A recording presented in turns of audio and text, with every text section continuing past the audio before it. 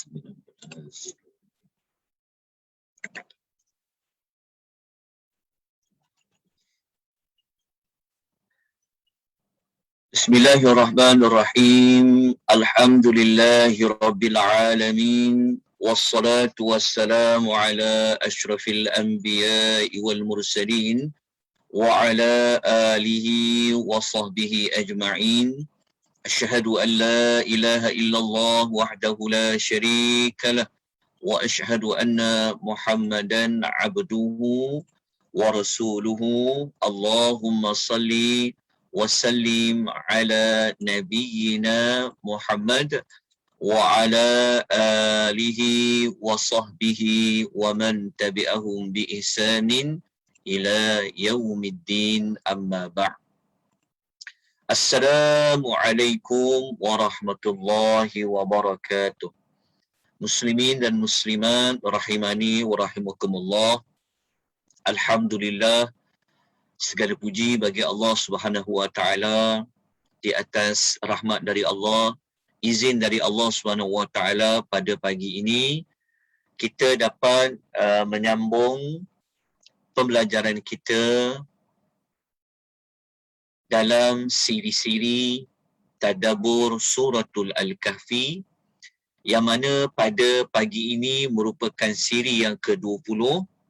Semoga Allah Ta'ala memberikan ganjaran kepada kita daripada siri pertama kita bersama sehinggalah kepada pagi ini. Kita ikhlaskan niat kita semata-mata kerana Allah Subhanahu wa Ta'ala. Kita niat untuk dapat rahmat Allah, kita niat untuk dapat redha Allah, tidak lain dan tidak bukan adalah untuk kita mendekatkan diri kita kepada Allah Subhanahu wa Ta'ala. Kita bersyukur sebanyak-banyaknya kepada Allah, walau dalam keadaan kita sibuk dengan urusan-urusan dunia kita, nak menguruskan keluarga, anak-anak dan sebagainya. Mungkin ada yang dalam perjalanan, mungkin dalam keadaan kesibukan, walau bagaimanapun kita mengucapkan syukur pada Allah kerana Allah memilih kita, Allah memberikan kita petunjuk, Allah memberikan kita bimbingan untuk kita menggunakan waktu yang Allah beri, peluang yang Allah beri ini untuk kita memahami ayat-ayat Allah Subhanahu wa Ta'ala. Pagi ini kita hanya akan membincangkan 2 atau 3 ayat sahaja. Ayat yang kita maksudkan adalah ayat yang ke-28, 29 dan ayat nombor 30.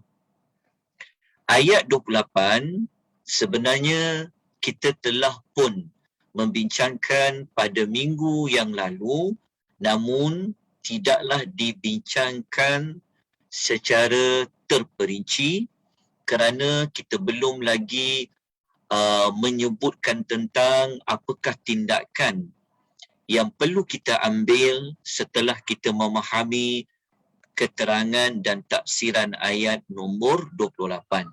Jadi izinkan saya untuk mengulang semula ayat yang ke-28 ini. Kemudian kita akan pergi kepada ayat yang baru, ayat 29.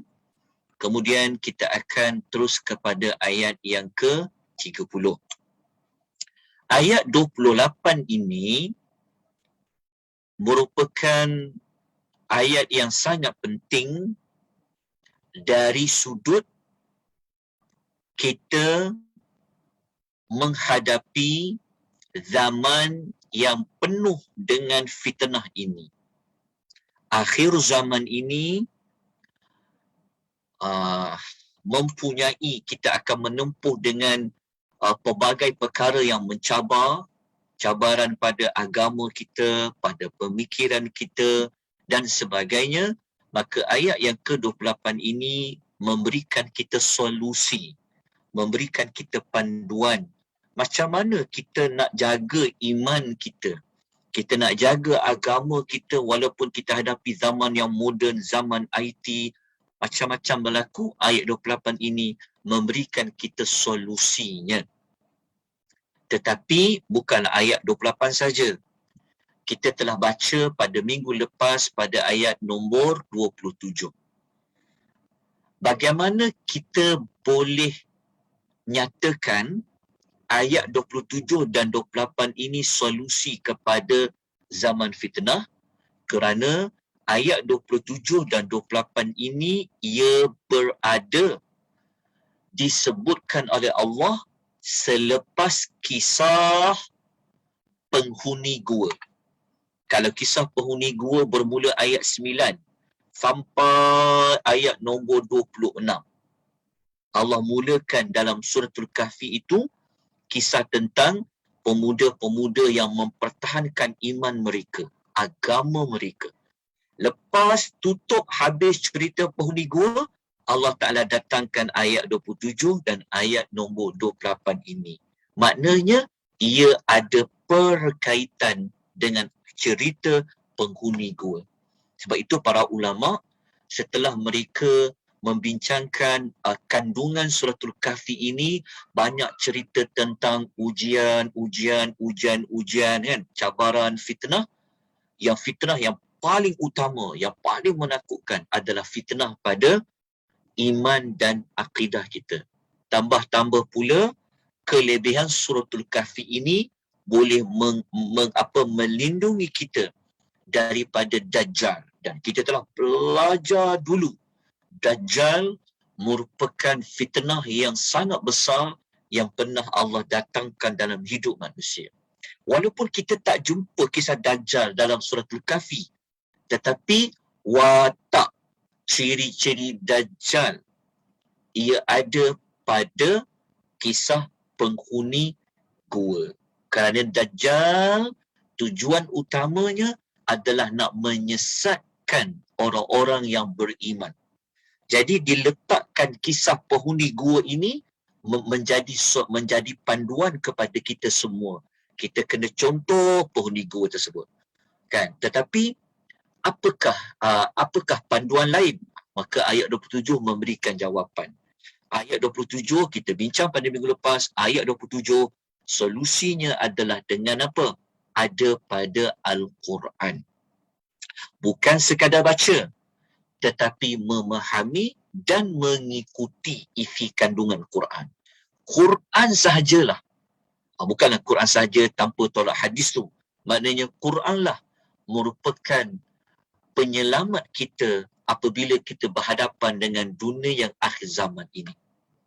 Kemudian ayat 28, Allah menyebutkan tentang kalau nak jaga iman kita, kalau kita nak selamat, kita kena pilih kawan-kawan ataupun kita kena tengok surrounding kita. Kita kena tengok orang di sekeliling kita ni macam mana.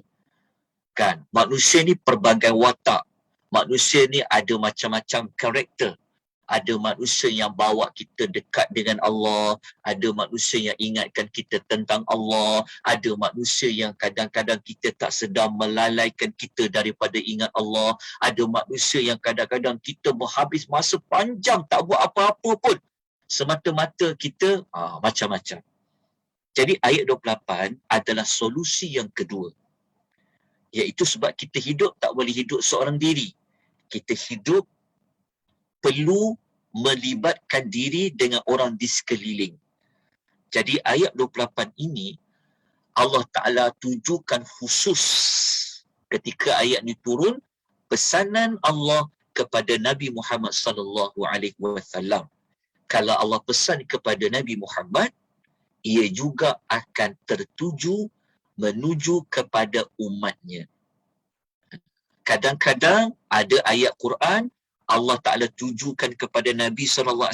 Umatnya tak boleh, maknanya tak terpakai ayat tu dari sudut pengajarannya kepada umat dia. Tapi ada ayat, walaupun Allah Ta'ala sebut untuk Nabi, ia juga teladannya bersangkutan dengan umatnya. Mari kita baca ayat 28. A'udzubillahi minasyaitonirrajim. Wasbir nafsaka ma'al ladhina yad'una rabbahum bil ghadati wal 'ashiyyi yuriduna wajha. Dan jadikanlah dirimu, ka dekat sini adalah Nabi, mu kat sini dirimu adalah merujuk kepada Nabi SAW. Allah Ta'ala kata, dan jadikanlah dirimu wasbir, sentiasa bersabar. Sentiasa bersabar. Lepas tu pula ada perkataan ma'alladhi. Ma'a maksudnya kalau kita terjemah dengan ma'a di sini maknanya bersama. Perkataan ma'a, ada perkataan surah bersabar, maknanya berdamping rapat. Sentiasa.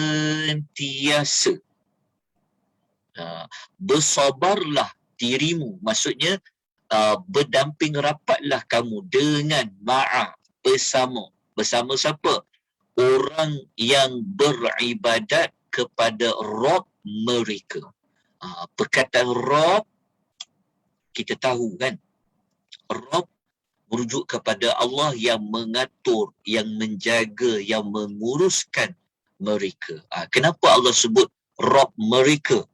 Nak menunjukkan bahawa Allah nak memuji mereka-mereka yang Allah minta Nabi berdamping rapat, berkawan, bersahabat, duduk majlis bersama dengan mereka ni. Allah Ta'ala letakkan perkataan Rabb mereka, nak menunjukkan Allah juga menjaga mereka. Mereka mendapat penjagaan yang khusus dari Allah. Mereka ni buat apa? Mereka ini selalu yad'una rabbahum bil ghadati wal ashi. Mereka ini selalu beribadat. Yad'u boleh bermaksud berdoa, beribadat mereka kepada Allah pada waktu bila? Wal ashi. Pada waktu bil ghada, pada waktu pagi, wal ashi, pada waktu petang. Dalam bahasa Arab, disebut pagi dan petang bukanlah bermakna hanya dua waktu ni saja. Pagi je, petang saja, malam tak perlu. Disebut pagi petang membawa makna keseluruhan waktu. Yang mereka yang beribadat kepada Rabb mereka ini, mereka beribadat tu tak ada tujuan lain. Yuriduna wajahahu. Mereka mengharapkan wajahnya. Mereka mengharapkan keredaan Allah semata-mata. So ayat ni kita dah ulas dah pada minggu lepas, siri yang ke-19. Tapi saya ulang sekali lagi untuk pengukuhan dia. Maknanya Allah Ta'ala pesan kepada Nabi. Dan sebenarnya Allah Ta'ala pesan juga kepada kita. Supaya kita ni kena selalu berdampingan, berkawan rapat, sentiasa bersama dengan orang yang selalu ingat Allah pagi dan petang. Mereka ni sebenarnya bukan ada sebab apa, melainkan mereka mengingati Allah, beribadat kepada Allah semata-mata mencari redha Allah. Kemudian Allah berpesan lagi kepada Nabi, wala ta'du 'ainaka 'anhum, dan janganlah engkau memalingkan pandanganmu daripada mereka. Mereka ni siapa? Mereka tu yang tadi, yang beribadat kepada Allah pada waktu pagi, pada waktu petang tu. Janganlah engkau memalingkan pandanganmu daripada mereka. Turidu zinatal hayati dunya, hanya kerana engkau mahukan kesenangan hidup di dunia. Ini bermakna ada orang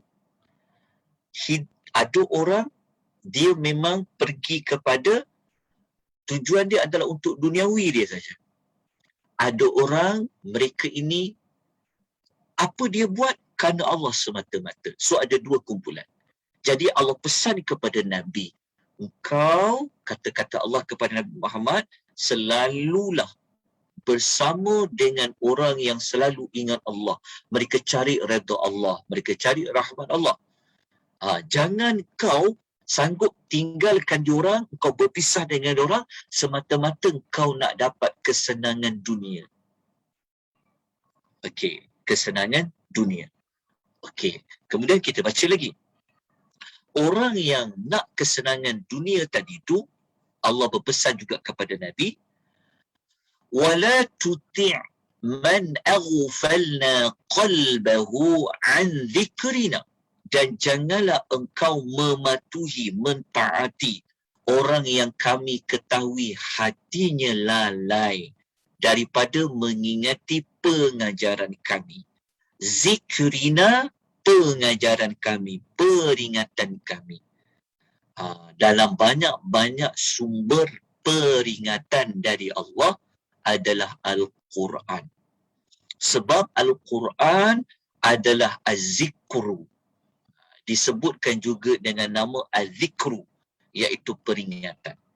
Jadi Allah pesan kepada Nabi, jangan engkau pergi pada orang lain, bukan bersama dengan orang yang selalu ingat Allah tadi, yang mereka semata-mata nakkan redha Allah tadi, kau pergi kepada orang lain, semata-mata kau nak dapat kesenangan dunia. Lepas tu Allah pesan, kau jangan ikut mereka-mereka ni. Yang mereka-mereka ni, hatinya lalai. Kenapa Allah sebut hatinya lalai? Kenapa Allah tidak sebut mulutnya daripada mengitu? Tapi Allah fokus kepada hati. Hatinya lalai daripada mengingati pengajaran kami.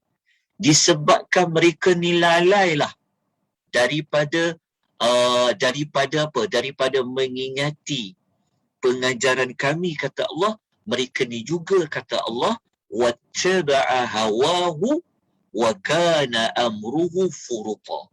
Dan mereka ini juga mengikuti hawa nafsunya.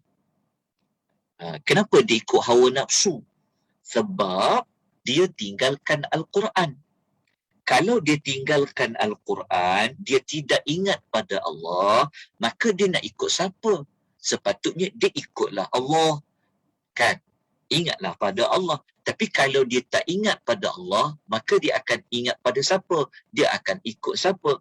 Maka hatinya tentu pergi kepada hawa nafsunya. Apabila dah ikut hawa nafsunya juga, apa yang akan jadi? Wa kana amruhu furuta. Dan tingkah lakunya, urusannya, pekerjaannya adalah melampaui batas kebenaran. Kenapa? Kerana mereka ikut hawa nafsu. Macam mana nak lawan dengan hawa nafsu ni? Jangan ikut hawa nafsu. Jawapannya adalah dengan mengingati Allah. Tapi apabila dalam hati ni dah tak ingat pada Allah, dah tak ingat kepada peringatan dari Allah, maka dia akan pergi kepada mana? Dia mudahlah mengikut hawa nafsunya. Apabila dia ikut hawa nafsunya, maka tindak tanduknya itu bukan lagi memikirkan tentang Allah, bukan lagi dah memenuhi kehendak Allah, tapi dia akan jauh kepada kebenaran. Dia akan jadi orang yang melampaui batas. Kalau kita hanya baca pada ayat ini semata-mata, kita faham. Tapi untuk lebih ada penghayatan, maka kita kena cari. Ayat ni, kenapa Allah Ta'ala cakap ikut orang yang ingat Allah, jangan ikut orang yang lalai dari ingat Allah. Kita telah nukilkan, kalau kita baca tafsir Ibnu Katsir, orang yang ingat Allah, beribadat kepada Allah, semata-mata nakkan Allah, itu adalah orang yang miskin. Di kalangan para sahabat Nabi. Orang yang kaya tu, orang yang lalai daripada hatinya mengingati Allah, mereka yang mengikut hawa nafsu, tindak tanduk mereka itu melampaui kebenaran, melampaui batasan tadi. Mereka ini sebenarnya adalah orang-orang kaya, orang-orang yang ada nama, bangsawan yang ada pangkat di kalangan orang-orang kafir Quraisy. Kita boleh baca ulasan Al-Imamu Ibnu Katsir. Okey. Di antara sahabat-sahabat yang miskin. Kalau kita baca dekat sini, orang-orang kafir Quraisy tersebut minta kalau nak dakwah kepada mereka, kalau nak ada satu majlis khas jumpa dengan mereka, jangan bawa sekali. Jangan bawa bersama orang-orang yang miskin. Siapa? Seperti Bilal, Ammar, Suhaib, Khabab, Ibnu Mas'ud. permintaan mereka ini didengari oleh Allah. Allah mengetahui. Maka Allah menurunkan Al-Quran. Kita baca pada ayat tadi supaya apa? Jangan Muhammad. Kau jangan ikut. Jangan ikut. Wala tuti'. Kau jangan taati apa yang mereka nak tu. Jangan penuhi permintaan mereka tu. Kerana mereka tu sebenarnya lalai daripada mengingati Allah. Mereka itu ikut hawa nafsu mereka. Jadi Allah larang kepada Nabi Muhammad sallallahu alaihi wasallam. Jadi daripada ayat ni kan kita kena ambil pengajaran. Pengajaran itu kita ambil dalam bentuk apakah yang perlu kita buat daripada ayat tadi. Di zaman Islam dulu, orang yang ikut Nabi ni bukan semua orang kaya. Hanya beberapa sahabat sahaja yang ada harta. Yang lain tu semua orang miskin. Orang yang lawan Nabi adalah orang yang kaya-kaya yang ada harta. So macam mana kita nak buat? Kan? Kalau kita ada kawan. Kan? Kawan seorang ni, dia ada harta, dia ada pangkat, dia ada nama. Seorang lagi ni, orang yang biasa-biasa je. Orang tak kenal dia. Betul tak? Simple je orang dia, contoh. Tapi yang kaya ni, yang ada harta ni, kan, yang dia ni terkenal, influencer ke siapa-siapa lah, selebriti ke contoh, mereka ni orang yang contoh dia lalai dalam mengingati Allah, bawa kita jauh dari Allah. Kita ada kawan biasa-biasa saja, tak kenal dia, follower pun tak ramai, kan, pangkat pun tak ada, tapi kawan kita ni selalu ingatkan kita tentang Allah, ajak kita majlis ilmu, pesan pada kita tentang solat, ingatkan kita tentang akhirat. Kan? Mana kita nak habiskan masa kita? Mana kita nak bermesej selalu dengan dia? Mana yang kita nak dekat dengan dia? Mana yang kita selalu nak lepak dengan dia? Nak yang mana? Jadi, inilah yang Allah nak sampaikan kepada Nabi. Jadi, ayat 28 ni membagi solusi kepada kita di akhir zaman. Di akhir zaman, orang akan kejar apa? Tak kejar apa? Jadi, tindakan yang dapat kita belajar, okey, ada dua tindakan yang saya cadangkanlah. Kalau tuan nak buat lebih pun tak apa. Yang paling penting tuan faham ayat tu dulu. Okey, tindakan yang pertama, kita kena sentiasa bersama dengan orang-orang yang mengingati Allah. Dan kita kena jauhkan orang-orang yang lalai daripada mengingati Allah. Okey, saya tidak letakkan pada nota tersebut dalil-dalil sokongan dia. Kerana tindakan yang pertama ni tuan-tuan dan puan, saya minta jasa baik tuan-tuan dan puan nanti tolong rujuk semula nota siri ke-14. Tuan-tuan kena rujuk nota pada siri yang ke-14. Pagi ni siri ke-20.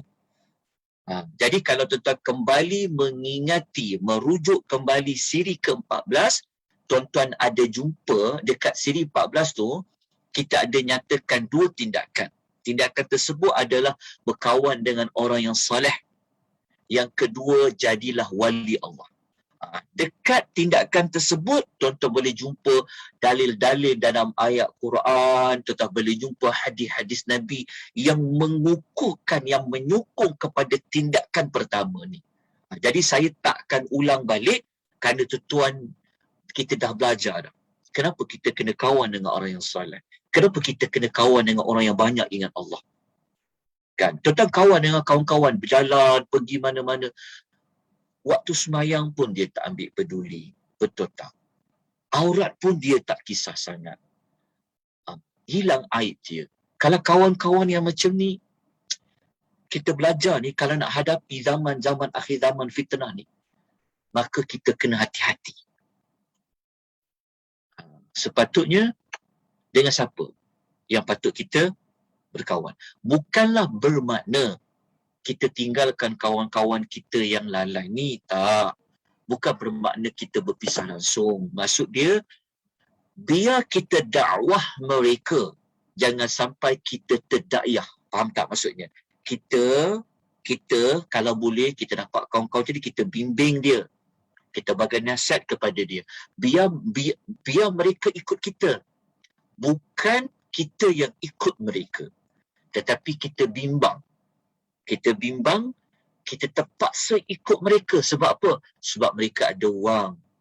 Sebab mereka boleh bagi projek. Mungkin mereka boleh bagi kita perniagaan. Mungkin kita tak tahu. Sebab itu hati-hati. Tengok kekuatan diri kita. Dekat mana. Jadi, tindakan pertama ni penting. Sebab kita berada dalam akhir zaman. Kita berkawan dengan orang yang suka sampaikan berita palsu. Habis kita. Kan? Kita suka mendengar. Berkawan dengan orang yang suka gosip-gosip. Suka buka aib orang. Suka komen cerita tentang orang lain contohnya. Betul tak? Maka apa kita dapat? Sedangkan kita ni nak jaga iman kita.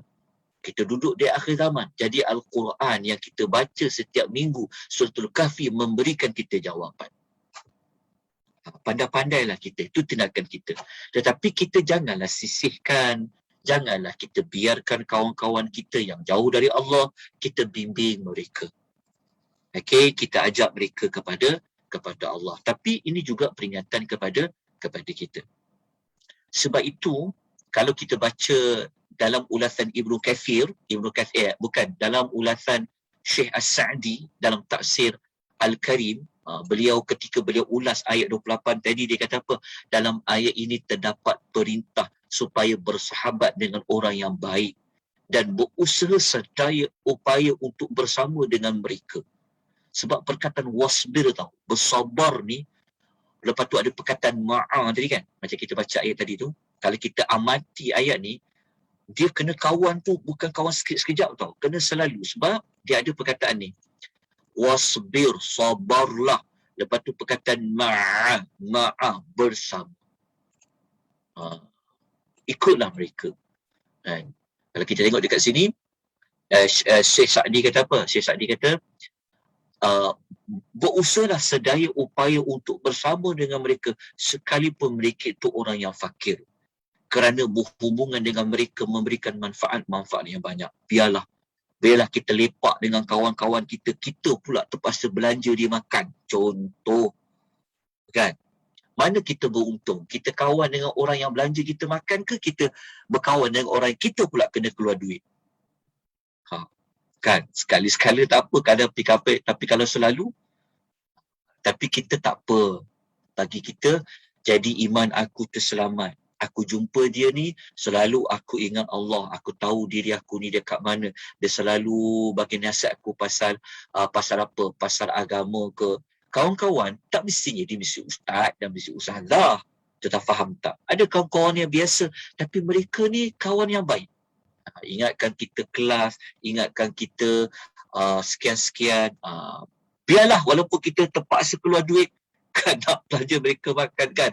Ataupun terpaksa tambah mereka ke dan sebagainya, tak apa. Biarlah kita kawan dengan orang yang tak ada nama, dengan orang yang miskin. Tetapi mereka ini solatnya jaga, kata-katanya jaga, betul tak? Tak umpat orang, tak buka aib orang, tak gosip-gosip orang. Betul tak? Time semayang dia ingatkan kita. Kita dah masuk solat ni. Jom kita solat dulu. Betul tak? Orang yang macam ni lah yang kita nak kejar. Kan? Orang yang kita kena selalu bersama dengan mereka. Kerana bersama dengan mereka inilah yang akan membawa manfaat di dalam hidup kita. Jadi fikirkan, tepuk dada, tanya iman. Okey. Kita pergi kepada tindakan yang kedua. Tindakan yang kedua ni, saya ada buat sedikit perubahan lah dalam nota yang saya bagi minggu lepas. Tindakan kedua ni, dia sebenarnya yang nombor 3. Tapi saya ada ubah sikit. Saya minta tuan-tuan ubah sikit. Okay. Tindakan kedua, kita ni dalam hidup buat apa pun pekerjaan, tambah-tambah lagi amal-amal ni, kita buatlah semata-mata cari redha Allah. Cari redha Allah. Macam yang Allah pesan pada Nabi tu kan. Bersabarlah, berdampinglah dengan mereka. Kenapa Allah suruh Nabi berdamping walaupun mereka orang miskin macam Bilal, macam Ammar, macam sebenarnya. Kenapa? Kerana mereka ini adalah yuriduna wajhah. Mereka ni mencari redha Allah. Jadi kita semua pengajaran dia, maka kalau kita buat satu amal, kita buat satu pekerjaan, buatlah semata-mata kerana Allah Subhanahu wa ta'ala. Nak sebutkan dalil cari redha Allah, ikhlas mata kerana Allah, kita semua dah tahu dah. Jadi saya tak perlu letakkan di dalam nota menjadi dalil sokongan kepada tindakan yang kedua ni. Dan kalau kita cari kawan yang dia redha Allah. Kalau kawan kita mesej kita, jom kita lepak-lepak, tanya dia, tujuannya kau apa? Contoh kan, ataupun sebagainya lah. Okey, kita faham dah tindakan yang kedua kita kena buat apa? Okey, kita pergi kepada tindakan yang ketiga. Tindakan yang ketiga ni, kita kena sentiasa mengingati Allah di waktu pagi dan di waktu petang. Mengingati Allah waktu pagi dan petang bukan bermakna dua waktu ini saja, tetapi merujuk kepada selalu mengingati Allah. Jadi macam mana kita nak selalu ingat Allah? Kalau kita mempunyai ramai kawan, macam kita sebut tadi itulah, moga-moga kita dapat kawan yang selalu ingat kita pasal Allah. Itu pun salah satu cara ingat Allah. Okey, mengingati Allah tidak semestinya dengan menggerakkan lidah berzikir, tidak semestinya. Mengingati Allah kadang-kadang kita melihat lautan, kita melihat pemandangan, kita melihat alam sekeliling, boleh kita ingat Allah. Jadi pastinya mana pun kita pergi, berada di mana pun, selalulah ingati Allah Subhanahu wa ta'ala.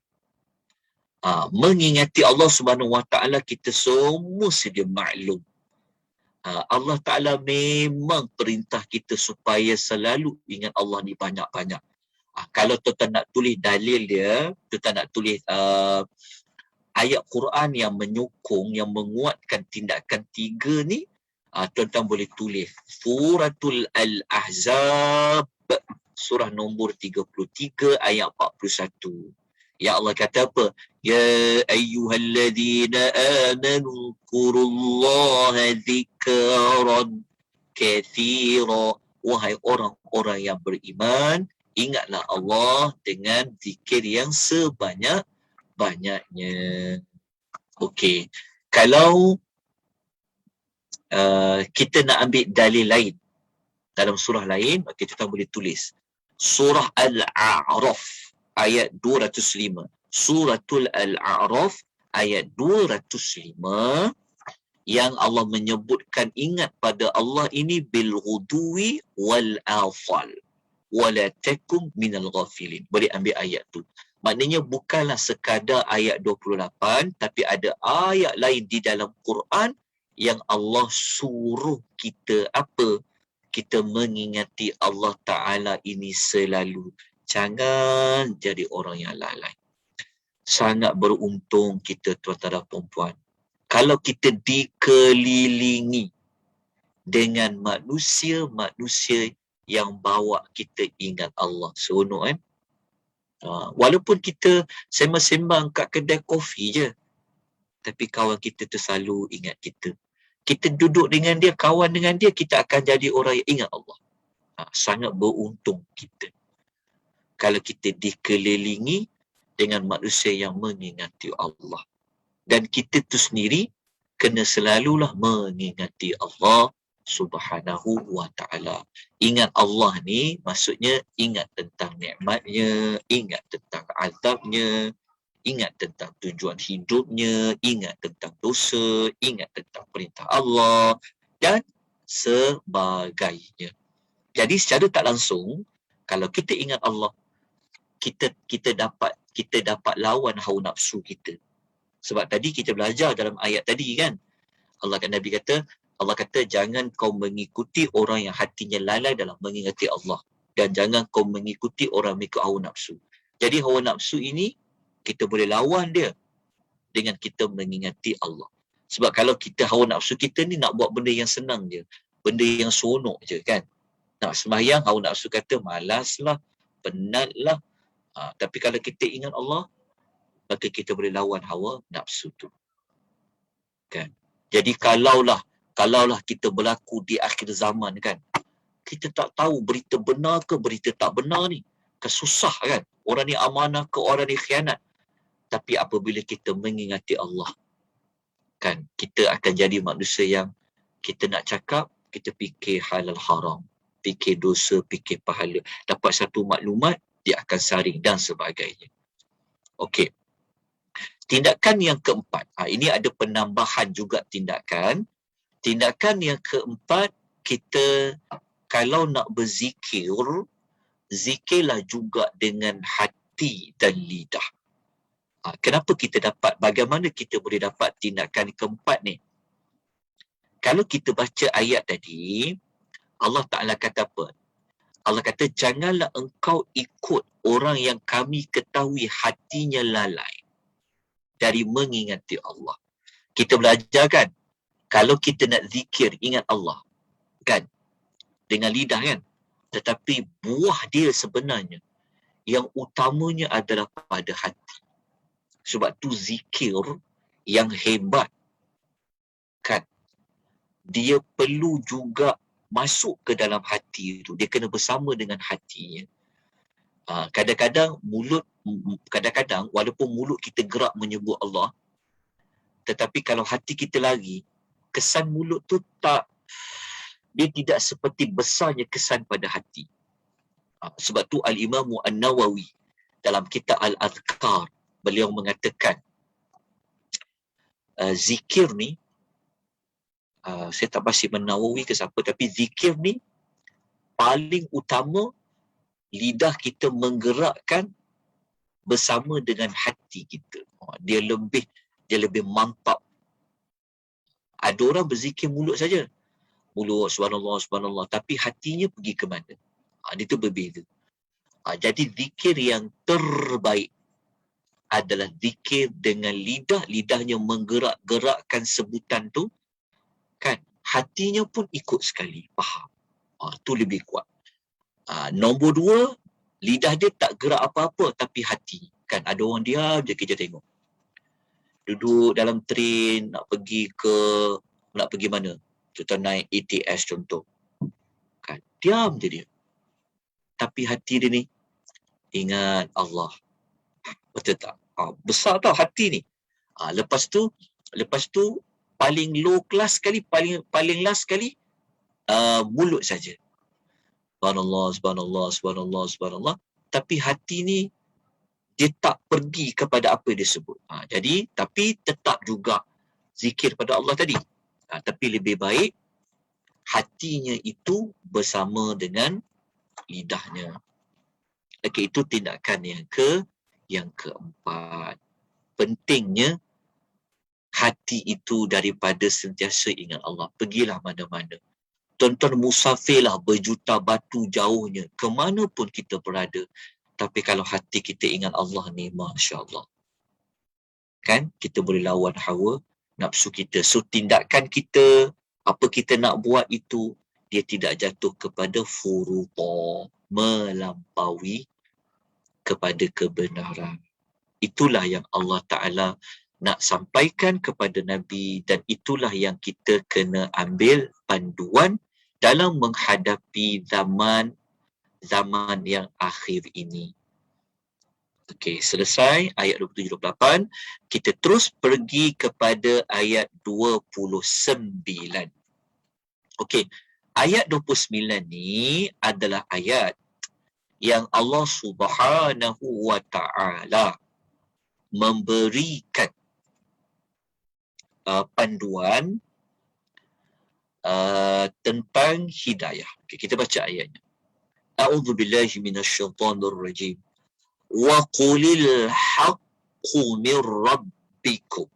Dan katakanlah, siapa yang perlu berkata, iaitu Nabi Muhammad sallallahu alaihi wasallam perlu berkata, perlu menyampaikan tentang apa? Al-haqqu mir rabbikum. Kebenaran itu, benda yang hak itu adalah datangnya daripada Rabb kamu. Maknanya Allah minta Nabi bagi tahu. Apa yang datang dari Allah ni semuanya itu benar. Kebenaran itu datang dari Allah. Maknanya apa yang Nabi nak sampaikan itu sebenarnya semua dari Allah. Kalau orang tuduh Nabi SAW berdusta, bukan Nabi yang cakap datang daripada hati dia, tetapi itu adalah wahyu dari Allah. Jadi fakta pertama, benar itu ianya datang dari Rabb kamu. Okey, apa yang benar dari Rabb kamu? Kalau macam Rasulullah kan, Rasulullah tu siapa yang hantar dia? Adalah Allah. Maknanya Rasulullah ni benar. Rasulullah ni dia dapat wahyu. Betul. Al-Quran adalah wahyu. Al-Quran tu datang dari siapa? Al-Quran tu datang dari Allah. Maknanya Al-Quran itu benar. Rasul itu benar. Sebab apa kita boleh kata Rasul itu benar? Kerana Rasul itu Allah yang lantik dia. Datang daripada Allah. Al-Quran yang Nabi sampaikan adalah daripada Allah. Maka ia benar. Lepas tu kita sebut Sadaqallahul Azim. Benarlah kata-kata Allah. Ya. Semua datang dari Allah adalah benar. Lepas tu agama yang Nabi bawa, ajaran yang Nabi sampaikan, benar tak? Benar. Sebab apa? Sebab ia datang dari Allah. Jadi Islam ni benar? Benar. Sebab apa? Sebab ia datang dari Allah Azza wa Jalla. Okey. Lepas tu Allah Ta'ala menyebutkan faman syaa, maka sesiapa yang mahu apa? Terima kebenaran tu falyu'min, maka dia berimanlah. Maka siapa yang mahu beriman dengan apa? Percaya tentang apa? Terima tentang apa? Tentang benda yang benar tu. Kan? Maka kalau siapa yang nak beriman, falyu'min, maka ia berimanlah. Maka hendaklah dia beriman. Wa man syaa'a falyakfur.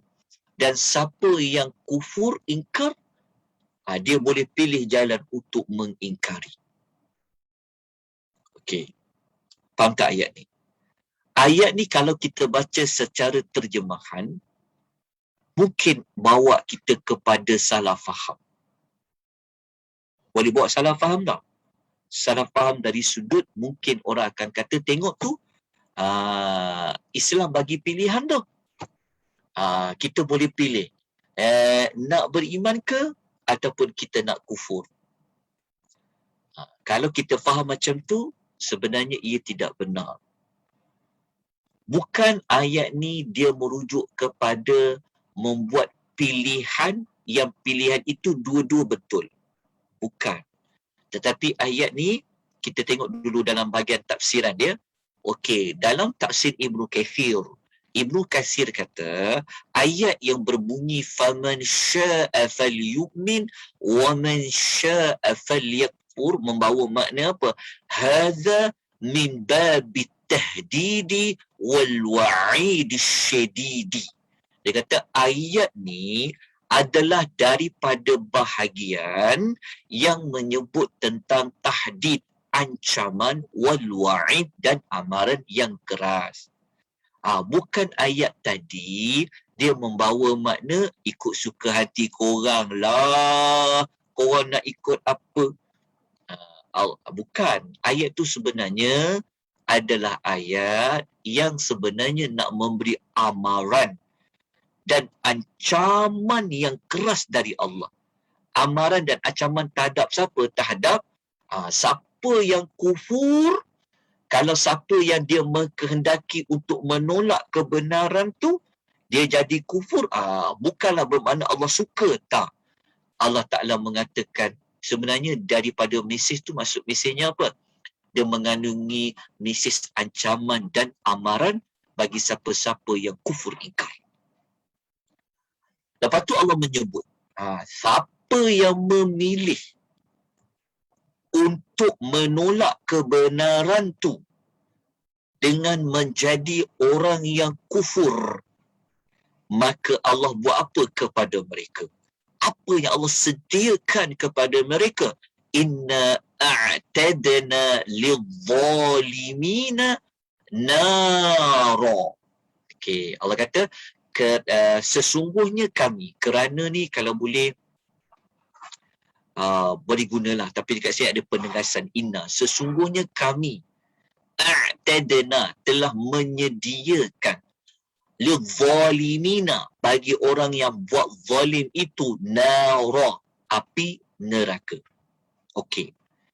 Siapa yang dimaksudkan orang buat zalim kat sini?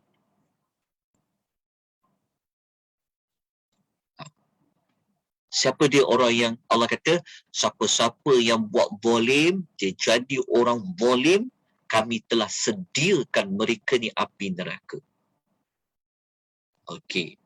Kalau kita baca pada ayat ni, orang zalim ni Allah sebut selepas sesiapa yang kufur ingkar kan? Okey, kita tengok penjelasan lain. Okey.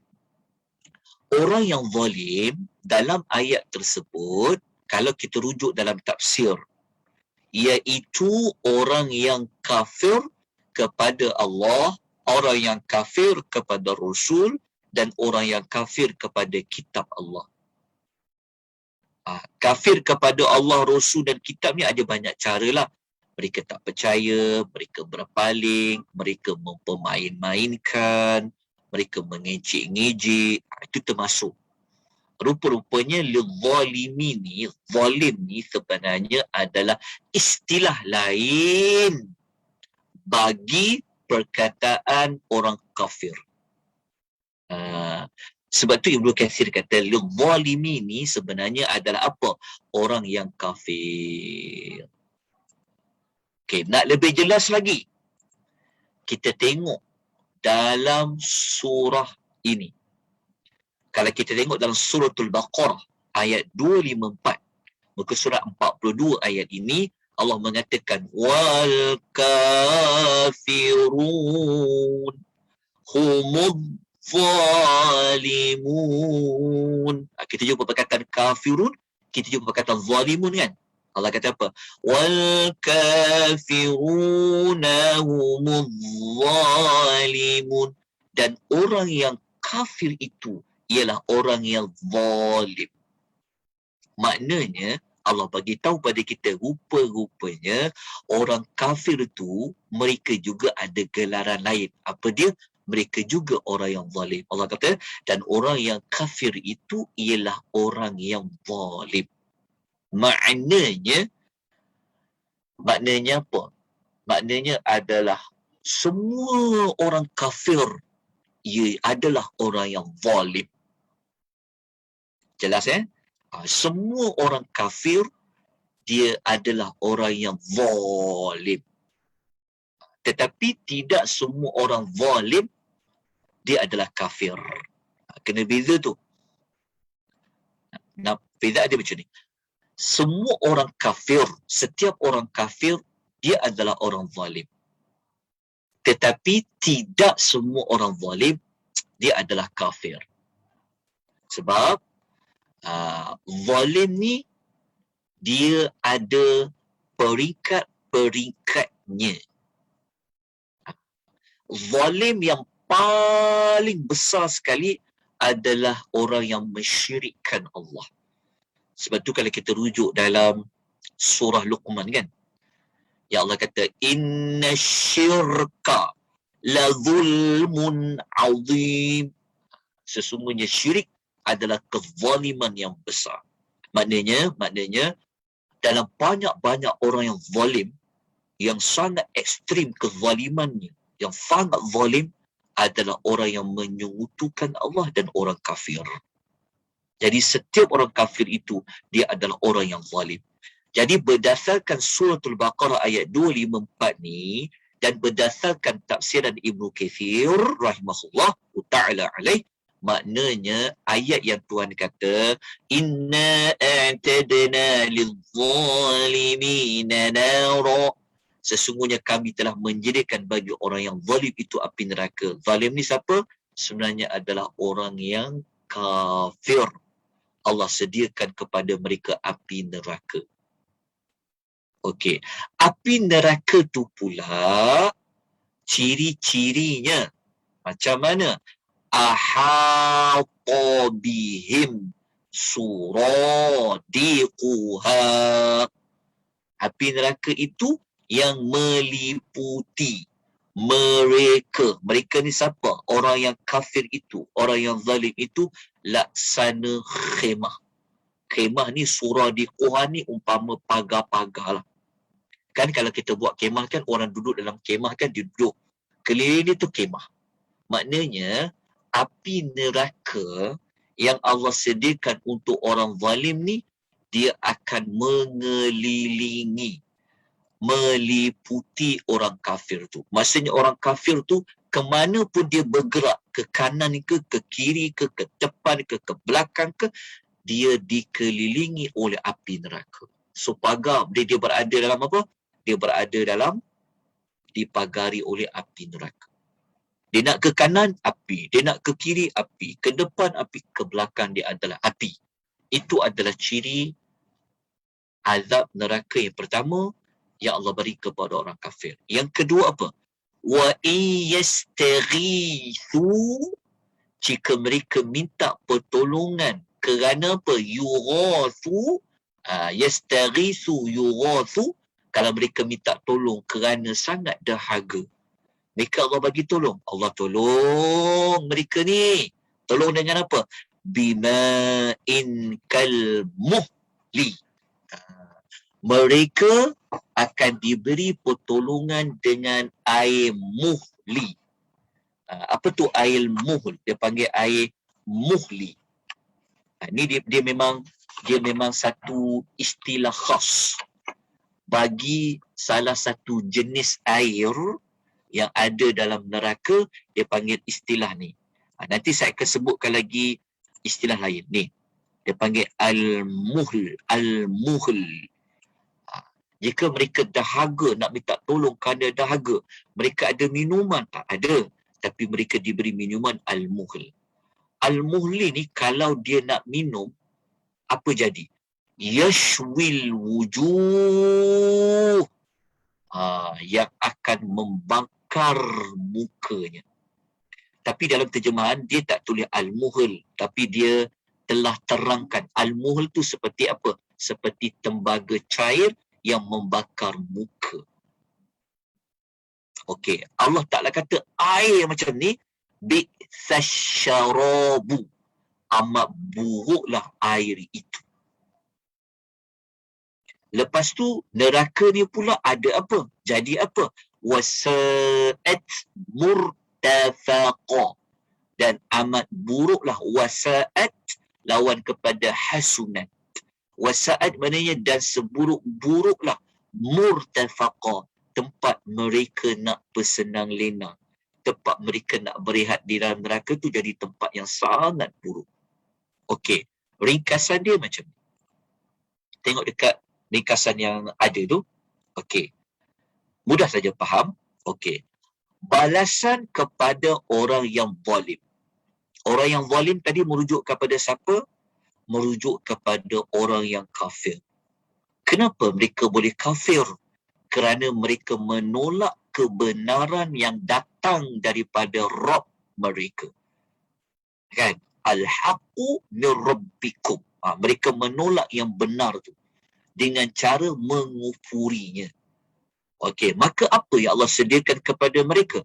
Mereka akan dikelilingi oleh neraka. Okey, ahata bihim suradiquha. Lepas tu bukan sekadar dikelilingi oleh api neraka, mereka akan disediakan dengan seburuk-buruk minuman. Wa bi'sasyarabu, seburuk-buruk minuman. Minuman tu apa? Namanya al-muhl. Al-muhl. Al-muhl itu kalau dia diminum, apa akan jadi? Dia jadi apa? Kalau kita baca tadi tu, dia jadi apa? Yashwil wujud, yang boleh menghancurkan muka-muka dan wajah-wajah ahli neraka tu. Dalam masa yang sama, neraka tu pula jadi apa? Menjadi sebagai watha'at murtafaqa, tempat tinggal yang sangat buruk. Okey, tuan-tuan dapat tak siri neraka tu? Jadi kalau kita nak buat ringkasan dia, kita boleh kata orang yang zalim tu, terutama orang yang kafir kepada Allah tu, Allah sediakan dia 3 perkara lah. Pertama, mereka akan dikelilingi dengan api neraka. Sebab api dah berada di kiri, di kanan dan sebagainya, menyebabkan mereka haus. Api tu panas. Kalau mereka haus, mereka nak minta tolong minuman, ada. Tapi seburuk-buruk air yang ada di neraka, dinamakan Al-Muhil. Lepas tu pula, mereka tak boleh keluar daripada api neraka. Itulah tempat mereka tinggal. Tapi tempat yang mereka tinggal itu merupakan tempat tinggal yang apa? Wasa'at murtafaqa. Tiga balasan ni sebenarnya dikaitkan dengan neraka lah, tapi kita pecahkan lagi. Kepada 3 perkara ni Allah sediakan untuk siapa? Kepada orang yang zalim. Orang zalim tadi apa? Orang yang memilih untuk kufur. Walaupun ia tahu benda yang datang dari Allah, sesuatu yang datang daripada Allah lah benar. Okey, jelas? Faham kan ayat ni? InsyaAllah. Okey, kita lanjutkan sikit lagi. Okey, kita nak teruskan kepada ulasan tentang ayat ni. Macam mana air al-muhl ni boleh menghancur, membakar muka, yashwil wujuh. Okay, kita tengok apa ulasan Ibnu Kathir. Okay, kita nak perincikan apa itu al-muhlu. Okay, Ibnu Kathir, sebenarnya tuan-tuan kalau siapa rujuk dalam tafsir Ibnu Kathir ada bawa pelbagai pendapat di kalangan para sahabat ada, pendapat tabi'in ada. Tapi saya ambil kesimpulan yang dibuat oleh Ibnu Kathir. Setelah dia bawa pendapat Ibnu Abbas kata apa, al-muhl tu apa, tabi'in kata apa, jadi kita ambil kesimpulan dia, gabungan, kombinasi daripada semua pendapat tersebut. Ibnu Kathir kata, dia kata, fa innal muhla, sesungguhnya al-muhl itu, yajma'u hadhil awsaf ar-radhilata kullaha, mempunyai kesemua ciri-ciri yang menjijikkan, yang mengejikan. Maksudnya al-muhl ni, ulaslah macam mana pun al-muhl ini, dia adalah air yang sangat menjijikkan. Fahuwa aswadu, airnya berwarna hitam. Muftinun ghalidhu harrun, ia berbau busuk dan ia adalah panas.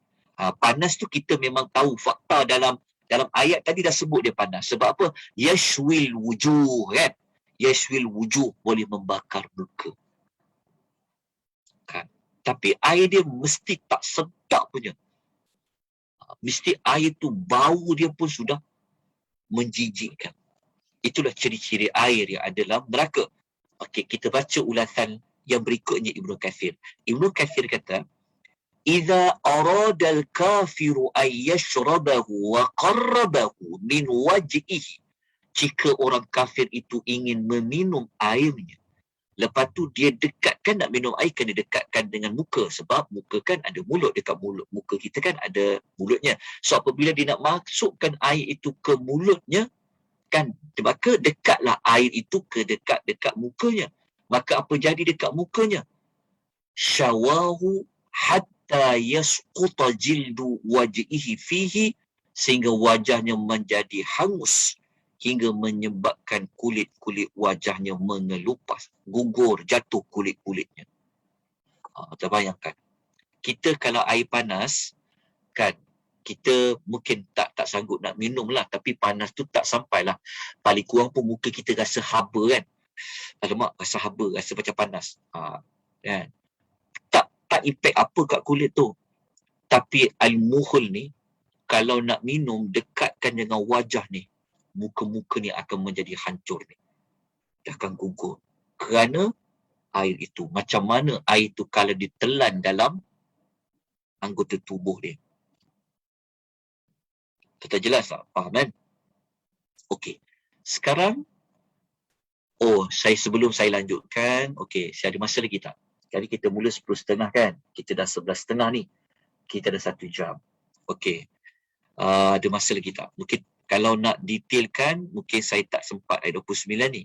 Tapi tak apalah, perlahan-lahan kita belajar. Paling penting kita faham, kita tahu nak kena buat apa dengan ayat ni. Itu paling utama sekali. Okey, macam ni. Okay. Saya minta tuan-tuan tulis sekejap. Tuan-tuan tulis dulu. Okey, nama-nama air lain. Maksudnya minuman air di dalam neraka ni, sebenarnya dapatan saya, kalau rujuk dalam beberapa buku, bahkan dalam ayat Quran pun, air dalam neraka ni dia ada 4 jenis. Ada 4 nama. Yang pertama dia panggil Al-Hamim. Hamim tulis. Al-Hamim. Al-Hamim tu ejaannya ha, mim, ya, mim. Hamim. Ha, hamim. Okey, kalau nak rujuk ayat Quran, suratul Waqi'ah. Suratul Waqi'ah ayat nombor 54. Akan jumpa perkataan Al-Hamim. Dia adalah air minuman lain, namanya Al-Hamim. Yang kedua, dalam Quran disebutkan juga dengan air yang namanya adalah Ghassaq. Ghin, huruf ghin, sin, alif, qaf. Ghassaq. Qa tu tak tulis lah, itu qalqalah. Ghassaq. Okey, kalau nak tulis ayat rujukan dia, surah Sad. Surah Sad, surah nombor 38, ayat nombor 57. Ayat 57 dalam surah Sad akan jumpa nama Ghassaq. Okey, air yang ketiga adalah Sadid. Sadid. Sad, dal, ya, dal. Sadid. Okey, ayat rujukannya surah Ibrahim ayat 16. Ayat nombor 16. Surah Ibrahim. Kita akan jumpa perkataan Allah kata wa yusqa mimma sadid. Sadid. Okey. Dapatkan 3. Yang keempat apa? Yang keempat tu al-muhl. Yang kita belajar ni, itulah air yang keempat, al-muhlu. Jadi ada 4 jenis air dalam neraka. Dia panggil al-hamim, ghassaq. Kenapa ghassaq? Sebab dia ada sabdulah dekat sin tu. Ghassaq. Okay, ghassaq. Yang ketiga adalah sadid. Yang keempat adalah al-muhlu. Okay, al-muhlu rujukan dia suratul Kahfi. Okey, apa tindakan yang kita nak ambil? Apa yang kita perlu buat setelah kita memahami ayat nombor 29 tadi? Okey, ayatnya apa? Tindakannya apa? Nombor 1 adalah kita menerima segala apa sahaja, apa jua yang datangnya dari Allah Subhanahu wa ta'ala tanpa sebarang ragu-ragu. Kenapa tak perlu ragu-ragu? Kerana ia datang dari Allah. Pasti ia benar. Maknanya tanpa sebarang keraguan ni, istilah lain dia yaqin. Yaqin. Apa yang Allah kata yakin, ia adalah benar. Maksud dia, Al-Quran yang datang dari Allah, benar. Apa yang Rasul cakap, benar. Islam, ajaran Islam ini benar. Hukum hakam Allah Ta'ala nyatakan adalah benar. Sebab apa? Apa saja datang dari Allah, ia adalah benar. Jadi kita kena terima, mengakui apa saja kebenaran yang ada itu. Tak perlu kita ragu-ragu lagi. Kenapa? Al-haqqu min rabbikum. Yang benar itu adalah datangnya dari Allah. Okey. Yang kedua, tindakan yang kedua, kalau kita tahu semua itu datang dari Allah adalah benar, kita kena buat apa? Kita cubalah sampaikan. Kita cubalah gunakan itu sebagai nasihat kita. Maknanya menyampaikan dan memberi nasihat tentang perkara yang benar. Okey, kalau tuan-tuan nak cari dalil paling mudah lah nak tahu tentang, nak kukuhkan tindakan dua ni, kita ambil surah Wal Asri. Ingat tak surah Wal Asri yang Allah Ta'ala kata ada 4 ciri orang yang beruntung. Apa dia? Illallazina amanu wa amilus salihat wa tawasaw bil haqq wa tawasaw bis sabr. Yang ketiga tu, berwasiat, berpesan-pesan kepada kebenaran. Itulah. Kalau orang tanya, macam mana saya nak berpesan-pesan kepada kebenaran? Berpesan-pesan kepada kebenaran, benar itu apa saja datang dari Allah. Maknanya kalau kita nasihatkan kawan kita, berpesan kita kepada apa saja yang Allah katakan, itulah maksudnya benar. Pesan pada kebenaran. Kita nasihatkan dia pasal ajaran Islam, nasihatkan dia dengan hadis, nasihatkan dia dengan ayat Quran. Itulah berpesan-pesan kepada kebenaran. Cerita yang Allah Ta'ala cerita Quran, dia benar. Hukum hakam tu benar. Semualah kalau kita sebut Quran tu, apa saja kandungan di dalam Al-Quran itu adalah benar.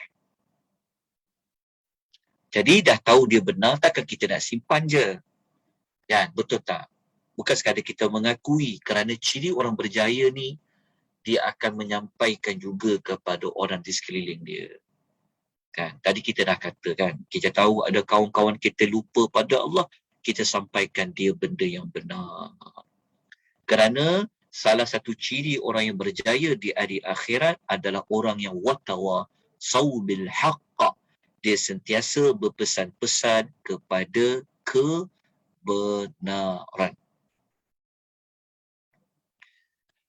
Kita teruskan dengan ayat ke-30 sikit lagi.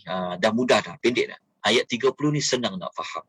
Ayat 30 ni sebenarnya pasangannya ayat 31 juga. Tapi pagi ni tak sempat nak buat ayat 31, tapi kita ambil ayat 30 dulu.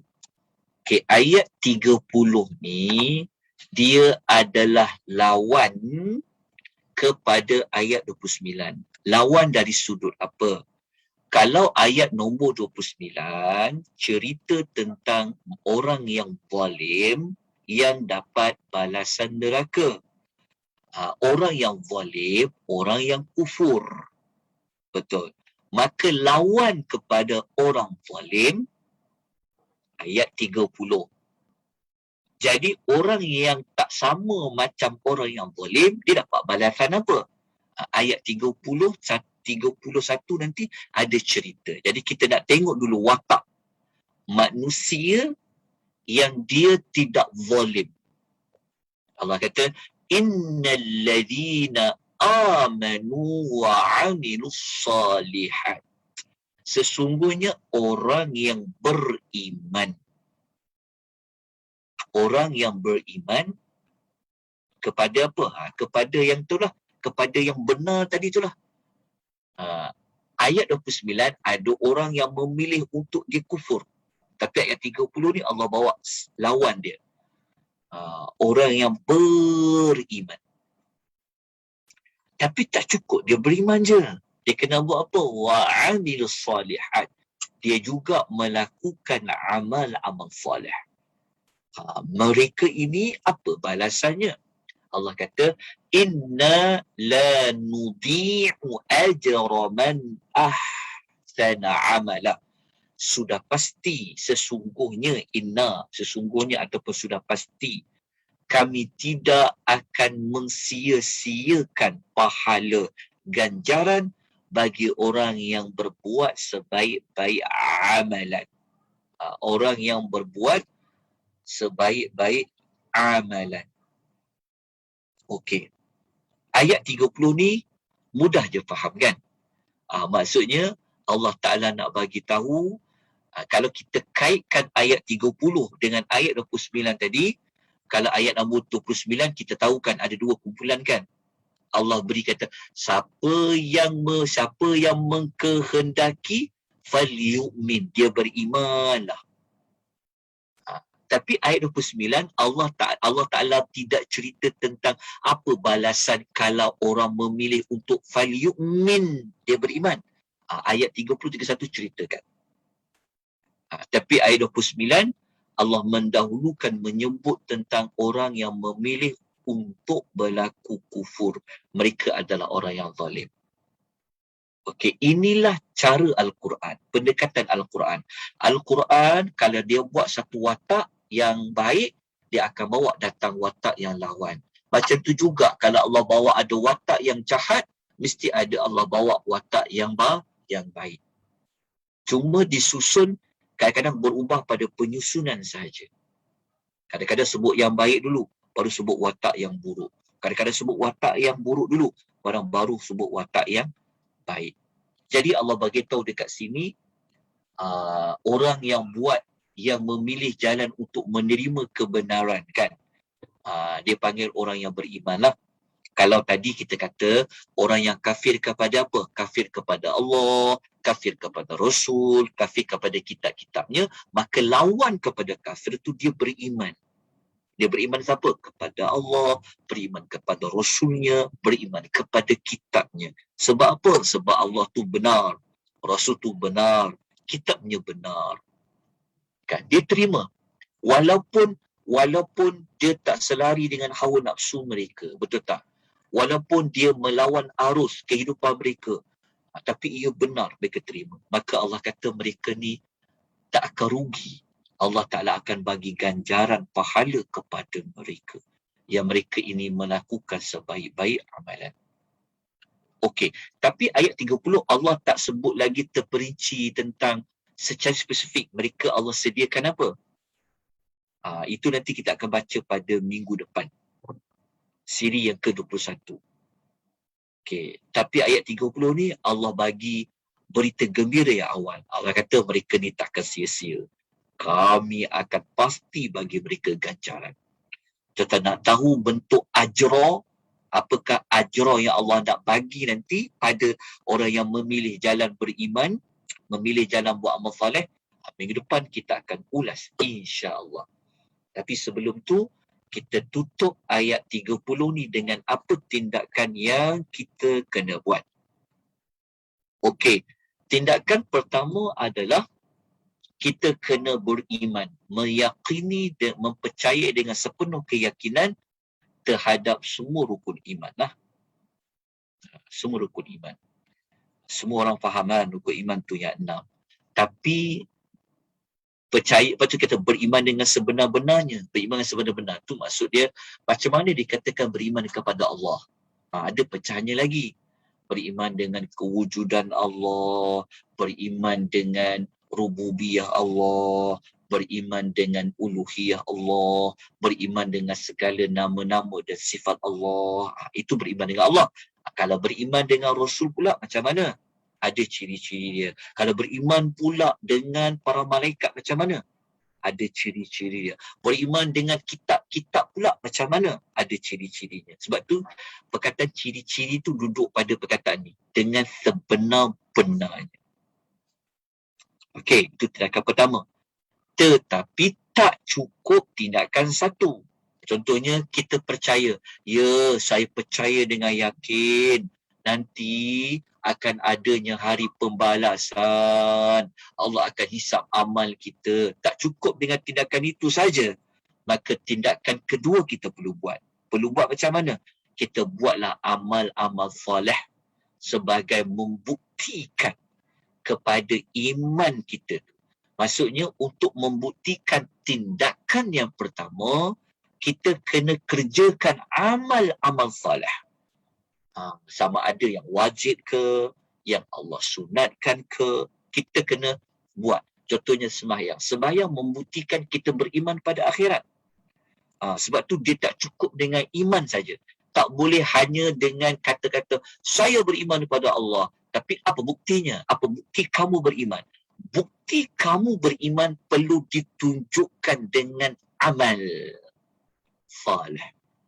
Tapi nak buat amal soleh tu, kenalah memenuhi syarat-syarat amal itu yang dipanggil soleh. Ataupun syarat amal-amal terbaik. Apa syarat-syaratnya? Dalam nota, saya tak letakkan maklumat itu. Apakah syarat-syarat amal terbaik? Sebab apa tahu? Sebab maklumat ini telah kita terangkan pada ayat ke-7 pada siri ke-7 yang lalu. Saya minta tuan-tuan rujuk semula nota siri nombor 7 pada ayat yang ke-7. Tuan-tuan akan jumpa di sana apakah syarat-syarat ataupun apakah ciri-ciri yang dikatakan amal itu adalah ahsanu amala, amalan yang terbaik. Okey, jelas? Nanti rujuk balik siri nombor 7. Kalau dah tak ingat dah, boleh tengok rakaman semula. Di FB Akademi Tadabbur Malaysia ada rakaman tajuknya Tadabbur Suratul Kahfi dalam kurungan siri 7. InsyaAllah boleh tengok semula. Baik, kita habis pada pagi ini dengan pengisian ayat 28, 29 dan 30. Alhamdulillah, dah tamat dah. Okay, kita pun dah hampir 1.5 jam. Jam menunjukkan 11.50 pagi. Jadi saya gunakan 10 minit untuk menjawab mana-mana persoalan jika ada. Okey. Ada pertanyaan tak? Saya nak tengok dekat FB. Ada tak? Sekejap Okey, tak ada. Dekat FB ni ada tak soalan?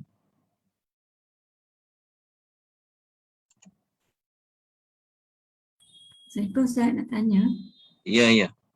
Ayat 28 ada perkataan ainaka.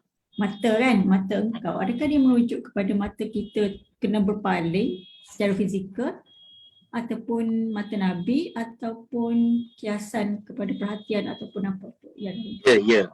Dia memang tajuknya adalah kiasan. Kiasan kepada berpaling lah. Lepas berpaling. Sebab daripada mata kan, dia bawa nanti kepada hati. Ya. Contoh, kita kalau kita tak suka ke orang, mata kita buat apa? Kita akan pejam, kita tak nak tengok. Betul tak? Tapi kalau kita suka ke seorang, kita suka. Mata kita ni akan gerakkan, tengok, dia melihat. Jadi dia ada kaitan memang dengan memang maksudnya memang berpaling dari sudut, memang matanya memang tak nak tengok, juga merujuk kepada kiasan kepada berpaling. Wallahu ta'ala a'lam. Okey. Ada pertanyaan lain? Ada pertanyaan lain tak?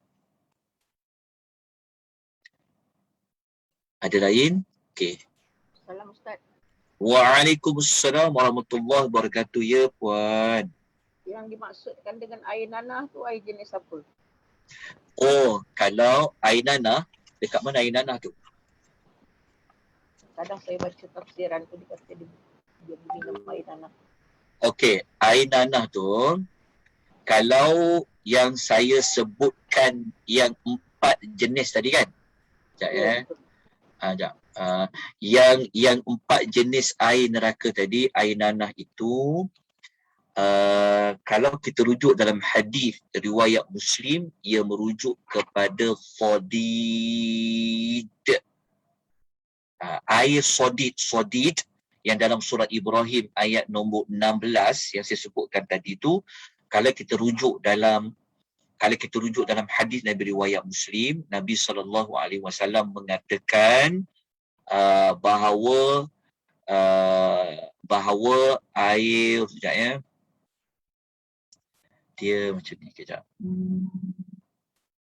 Dalam hadis tu dia tak sebut perkataan sodid, tetapi Nabi sebut dengan istilah tinal khabal. Nabi kata tanah al-khabal. Lalu sahabat tanya, apa tu tanah khabal? Nabi kata ia adalah araqu ahli nar, dia adalah peluh ahli neraka, au ufaratu ahli nar, ataupun air nanah yang dikeluarkan oleh ahli neraka, ataupun air danur lah. Tapi ada juga para ulama tafsir dia mengatakan air nanah tu dekat Ghassaq, yang dekat dalam surah Sad ayat nombor 57. Maksudnya ada 2 pentafsiran dekat air Ghassaq dengan Sadid. Itu dikaitkan dengan air nanah penghuni neraka. Terima kasih Ustaz. Sama-sama. Okey, ada soalan lain? Okey, kalau tak ada, kita berhenti dekat sini. Terima kasih banyak-banyak. Jazakumullahu khairan atas komitmen semua, penglibatan semua. Semoga ia menjadi salah satu amal soleh kita, amal ibadat kita, dengan kita mengisi, kita mempelajari ayat-ayat Al-Quranul Karim. InsyaAllah kita jumpa lagi pada minggu hadapan, siri yang ke-21 pada ayat 31, dan lepas ayat 31 kita akan masuk kisah yang kedua yang terkandung dalam suratul Kahfi, kisah 2 orang sahabat. Seorang sahabat ini dia sangat kaya, dan seorang sahabat ni dia orang yang biasa-biasa saja. Seorang yang kaya ini tetapi dia seorang yang kafir. Seorang yang biasa-biasa ini dia adalah orang yang miskin. Tapi mereka berkawan. Siapakah mereka ini? Bagaimanakah kisah mereka ini? Nantikan, kita akan bincangkan nanti insya-Allah bermula minggu hadapan pada ayat nombor 32 insya-Allah minggu hadapan. Ayat 32 rasanya kan? Sekejap. Saya rasa memang ayat nombor 32. Ya, ayat nombor 32 insya-Allah. Aqulu qawli hadha wa astaghfirullahal azim wa billahi taufiq wal hidayah. Wassalamu alaikum warahmatullahi wabarakatuh. Waalaikumsalam.